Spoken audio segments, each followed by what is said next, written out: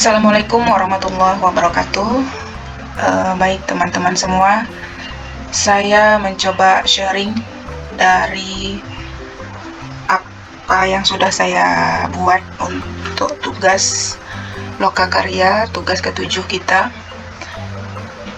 yaitu pada LK 7A, menyusun kriteria ketercapaian tujuan pembelajaran atau KKTP. Nah, di contoh yang dibuat di lembar LK itu kan ada rancangan A menggunakan kriteria deskripsi ya, yang B rancangan KKTP menggunakan rubrik, dan yang C menggunakan interval. Namun saya ambil yang B saja karena saya lihat di penjelasan modul itu guru boleh memilih. Nah, ini hanya pendapat saya pribadi. Kalau teman-teman ternyata membuat dari rancangan A, B, dan C, dipersilakan. Baik, jadi di rancangan yang B yaitu rancangan KKTP menggunakan rubrik. Ya, jadi rancangan inilah yang akan kita gunakan ketika kita PPL nanti setelah menjelaskan materi kepada siswa. Jadi yang pertama diminta di situ nama siswa, bidang studi kita, TP. Nah, TP yang kita rancang adalah TP yang tadinya sudah di LK sebelumnya. Yaitu saya yang pertama mendeskripsikan pengertian usia balik dengan benar. Jadi anak-anak diminta mendeskripsikan apa itu usia balik. Yang kedua, mengidentifikasi tanda-tanda usia balik dengan benar.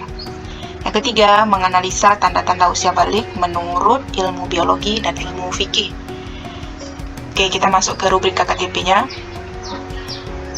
Adapun aspek penilaiannya, artinya yang mau diminta anak-anak itu adalah menjelaskan pengertian usia balik. Nah, inilah kategori yang harus kita buat, yaitu kalau mahir itu artinya dapat menjelaskan pengertian balik dengan lengkap dengan bahasa sendiri.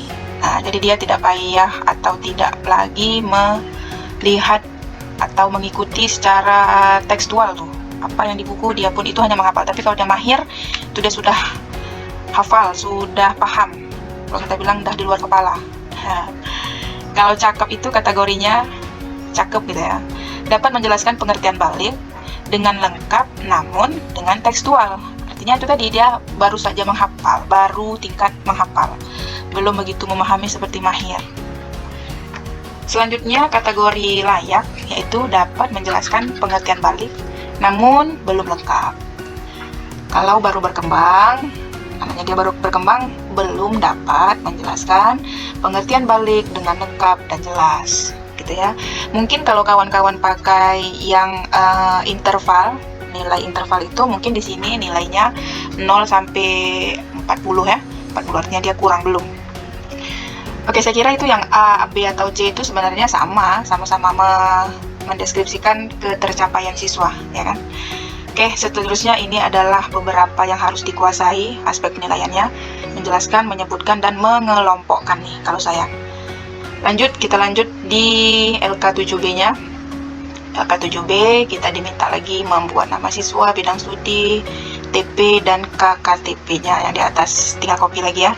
Nah, di sini sebenarnya teknik asesmennya kita rancu ya. Sementara di contoh itu yang memang penilaian kinerja itu yang memang materinya praktik gitu. Di kita yang memang materi mungkin nggak praktik, apakah misalkan kayak akidah atau akhlak. Saya juga sama ini, tentang fikih tapi di bab yang hanya perlu pemahaman gitu, nggak perlu praktik. Tapi karena diminta, ya kita coba buat. Apakah benar atau salah kita juga belum tahu ya kan. Oke, kita buat aja penilaian kinerjanya. Karena dicontoh gitu, kita meraba ya kan. Jadi saya maksud anak-anak mendeskripsikan pengertian usia balik ini dipraktikkan, disetor atau dibacakan ke depan guru dengan bobot nilai 20. Anggap aja di soal nomor 1, nomor 2, nomor 3, nomor 4, nomor 5. Jadi kalau bobotnya 20, 20, 20, artinya kalau dia benar, sempurna semua, dia akan mendapat nilai 100. Oke, selanjutnya instrumen penilaiannya. Nah, di sini instrumen penilaiannya, penilaian praktik menyebutkan tanda-tanda balik. Teman, ini saya juga nggak paham nih apa benar atau salah ya. Inilah yang saya buat ini, yang saya tahu. Kita tinggal tunggu revisi dari dosen. Nah, selanjutnya nih nama siswa kita copy dari kelas yang akan kita PPL nanti. Skor nomor soal, karena saya soalnya cuma 5, jadi hanya sampai 5. Kalau teman-teman mungkin sampai 10, silahkan menambah skor nomor soalnya. Nah, selanjutnya rubrik penilaiannya.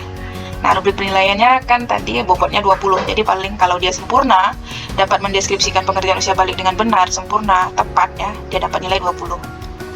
Namun kalau dia sempurna, hanya sempurna, bukan lagi sangat, 15, 10, dan seterusnya bimbingan. Oke, selanjutnya di LK7C. Di LK7C juga menyusun instrumen sumatif. Kalau sumatif ini sebenarnya agak lebih paham ya. Sumatif itu kan memang lebih jelas dia. Kalau formatif memang luas, jadi kita meraba kayaknya.